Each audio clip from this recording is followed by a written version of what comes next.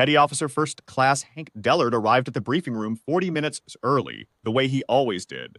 It was a habit his chief had drilled into him during his first year at NAS Corridon. The base's Joint Command Wing sat one rank higher than anywhere. Dellard had served before, and in rooms like this one 40 minutes early was the only version of on time that kept a man out of trouble. He set the chairs, aligned the water pitchers, tested the wall display, and confirmed the authentication terminals were live. Then he started the coffee. He was on his second pot when she came in. He almost didn't notice her. She signed the contractor access log at the door, the short line, the one reserved for advisory support and civilian technical staff, and moved quietly to the far end of the credenza, the part of the room that belonged, by unspoken convention, to people who were there to be used, not consulted. She wore a plain slate gray top and dark slacks, no rank device, no insignia, no lanyard beyond the basic base access badge every contractor carried. She looked, Dellard would think later, like someone who had intentionally removed every signal she could remove. She accepted the cup he offered without comment. She stood, and she waited. He went back to his work and thought nothing more of her. The joint staff filed in at 0800.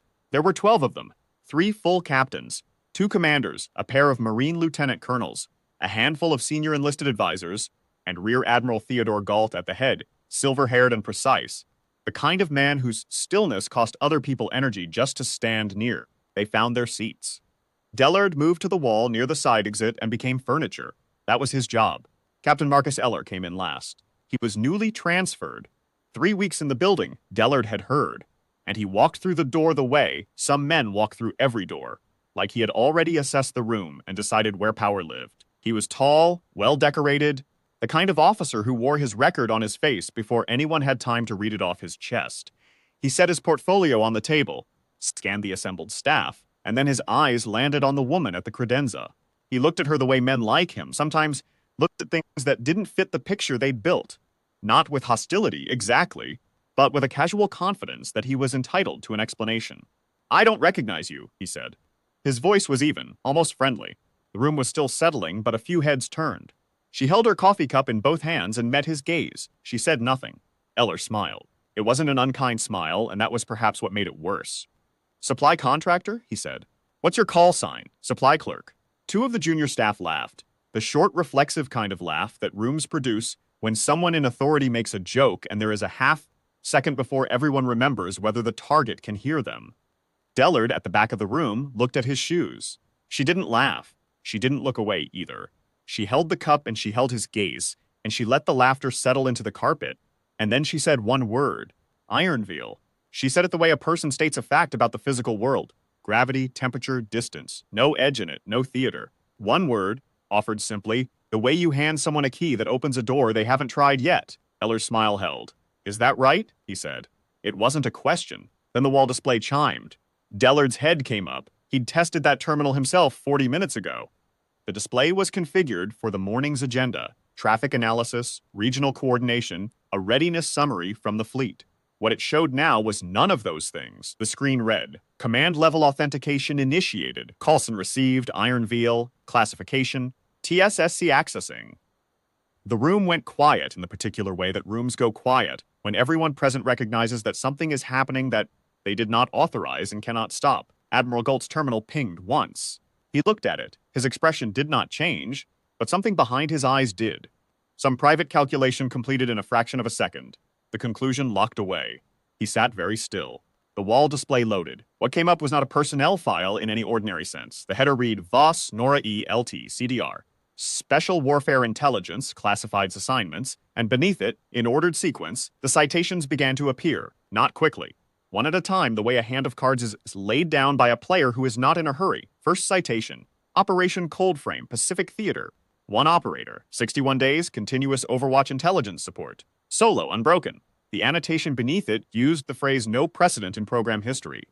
Dellard read it twice, because the first time he was certain he had read it wrong. Second citation, Operation Aldgate, 18 months later. Forward guidance under active interdiction. 5 operatives extracted. The field commander's endorsement, read in full, left to commander. VOS maintained analytical coherence and tactical communication integrity under sustained hostile engagement for a period exceeding 9 hours.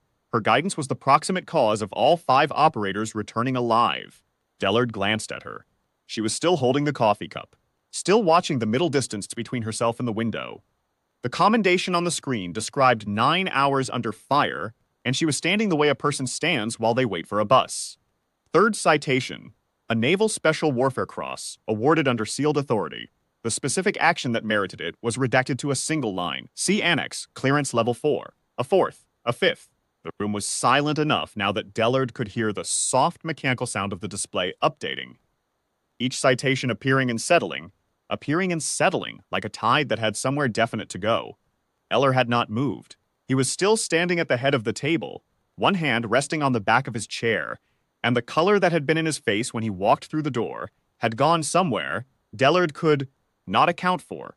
His eyes were on the screen, and his eyes did not know where to land. The woman at the credenza set her coffee cup down on the saucer, with a sound no louder than a single coin placed on a wooden table. She did not look at the screen. She did not need to. She had read that file before, in rooms that had far less oxygen in them than this one. Admiral Galt stood. He did it without ceremony and without announcement. He simply rose from his chair, the chair at the head of the table, the one that belonged to him by rank and command, the one that had not been occupied by anyone else since he'd taken the station. And when he stood, the Joint Staff stood with him, by instinct or by protocol, or simply because when a rear admiral rises in a command briefing room, the human body tends to follow before the mind catches up. 12 people on their feet, the room silent. Galt looked at her across the length of the table. "Lieutenant Commander Voss," he said. His voice was the same as it always was, measured, without inflection, the voice of a man who had long since stopped needing to perform authority. "I apologize that we weren't properly informed of your assignment." "No need, Admiral," she said. "We were told we'd have an intelligence advisory presence joining the staff rotation." He paused. "We were not told who." She allowed a small silence to sit between them, the way people allow silences to sit when they have grown comfortable with what they contain. "That's generally how it works," she said. The Admiral nodded once. Then he extended his hand toward the chair at the head of the table.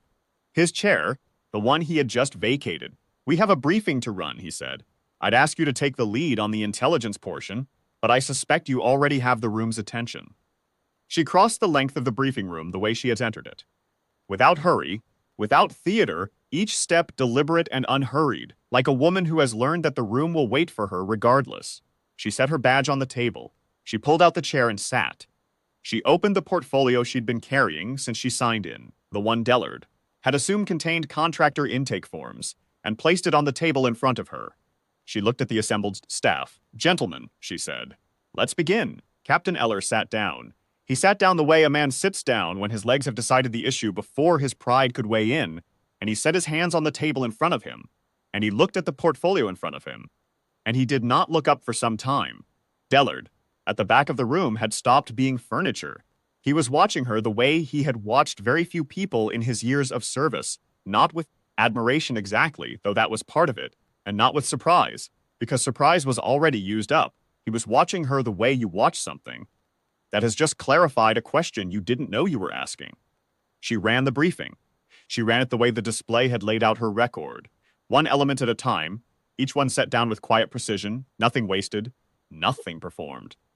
She referenced threat assessments Dellard hadn't seen in his clearance bracket, pulled cross-indexed source materials from the portfolio with the ease of someone who had built them, and twice paused to let Admiral Galt's questions land before she answered them.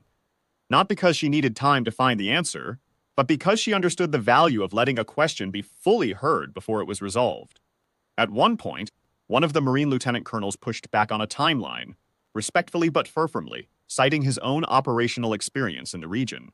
She listened, she waited, and then she walked him through the 3 variables his timeline was missing, not with any edge in it, just with the steady certainty of someone who had been in that particular darkness and come back with the full accounting.